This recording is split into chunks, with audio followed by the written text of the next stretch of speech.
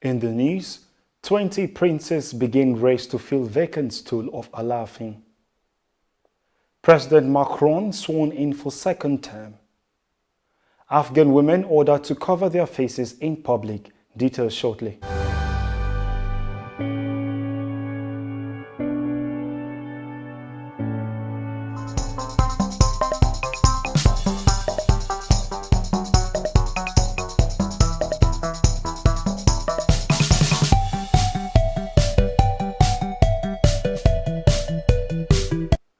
This is TOS Television, your digital first Pan-African news network. I am Merciful Ajinamo, and this is TOS News 360.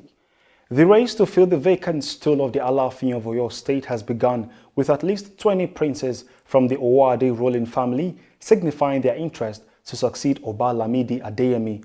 Owoade Ruling Family is one of the two ruling families under the Agunloye ruling house, according to the Mogaji of the family, Prince Adeduwura Owoade.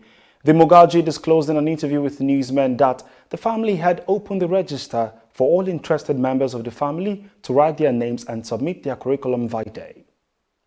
Another two-story building on Chris Igadi Street in the Ago Palace Way area of Lagos State collapsed on Saturday. It was gathered that people residing in the building vacated the premises immediately after the building gave a sign it wanted to collapse.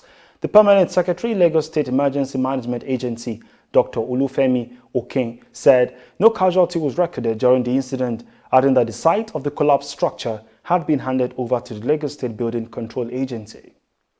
Minister of State for Works and Housing, Alhaji Muazu Sambo, says the federal government made a provision of 3 billion naira Sukuk fund to finance the Numan Jalingo Road in Adamawa and Taraba State in 2022.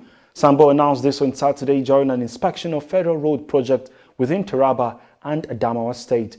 He gave the assurance that once the Sukuk fund was accessed, there would be remarkable progress at the construction site. Now to Africa, Morocco's anti-terrorism police have arrested a man suspected of being enrolled in the Islamic State jihadist organization with a view to carrying out terrorist acts in Morocco in coordination with the US FBI. The suspect, operating in Berkane, northeast of the country, will be involved in the preparation of a terrorist project aimed at seriously undermining public order, the Central Bureau of Judicial Investigation said in a statement. The announcement comes a few days before a meeting of the International Anti-Islamic State Coalition, co-chaired by Morocco and the United States, due on Wednesday in Marrakech. Africa's mining giant Anglo America has unveiled the world's largest hydrogen-powered truck, a monster weighing 220 tons at a platinum mine in northern South Africa. Built as the first of a fleet that will replace the firm's diesel-powered trucks, the vehicle uses 2 megawatt hydrogen fuel cells to hold up to 290 tons of ore. Anglo American said it aims to be carbon neutral by 2040. This is your digital first Pan-African news network, TOS Television. You are watching TOS News 360. Global, business and sports stories on return. Stay with us.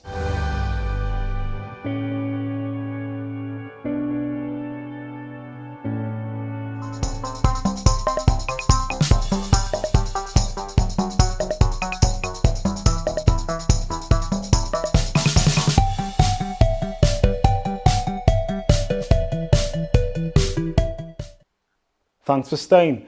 Emmanuel Macron has been sworn in for his second term as France president at a ceremony at the Élysée Palace, following by the firing of cannons at the Invalides Gardens. In a country where presidents rarely get re-elected, Macron won 58.5% of the vote in the second round in April against the far-right Marine Le Pen, despite strong opposition to his pro-business policies and the proposal to raise the retirement age. Afghanistan's supreme leader has ordered the country's women to cover their faces in public, one of the harshest restrictions imposed on them since the Taliban seized power last year, and an escalation of growing restrictions on women that is drawing a backlash from the international community and many Afghans.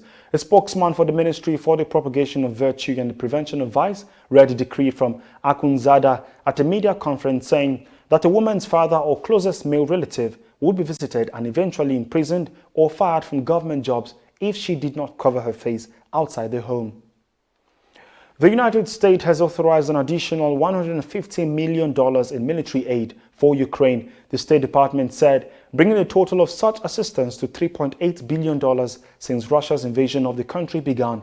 In a statement on Friday, U.S. Secretary of State Antony Blinken said the package would include additional weapons and equipment from Defense Department inventories without going into more detail.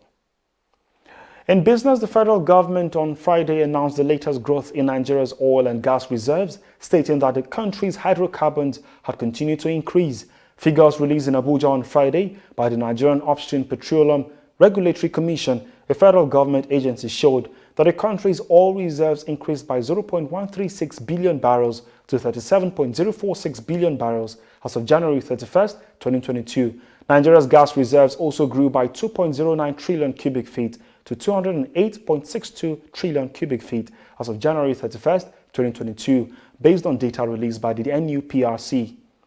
Talking sports, Carlos Alcaraz withstood an injury scare and a fight back from Rafael Nadal to beat his countryman and set up a semi-final with Novak Djokovic at the Madrid Open.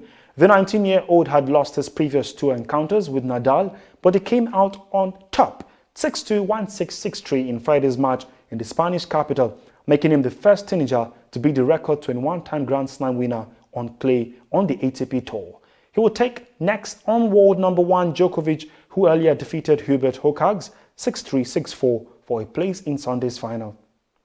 And that is TOS News 360 on your digital first Pan-African news network. For more updates, visit www.tostvnetwork.com. Follow and like our social media handles on Facebook, Twitter and Instagram. And remember to subscribe on YouTube. Do stay with us and enjoy more programs on TOS Television Network. I am Merciful Ajinomo. Thanks for watching.